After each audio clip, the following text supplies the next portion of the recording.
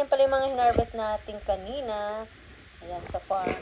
Yan, yung talong. Tatlo yung nakuha lang namin kasi malalaki yun, yung mga big one. Ayaw namin yun.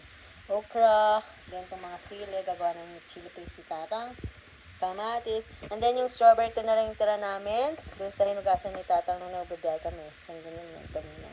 And ito, tsaka yung iba dito, nilagay ko na dito, tinanggal ko na yung ano nila kasi na ano sila, na nadurog sa plastic. Ayan, pero fresh lahat yan. And yung aking libreng dahon ng ampalaya. Tsaka hazelnuts.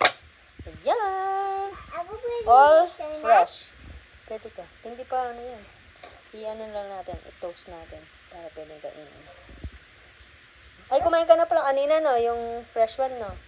Tinikman mo, no? Kanina, no? Gusto mo? Ito? Oo. Hindi ito.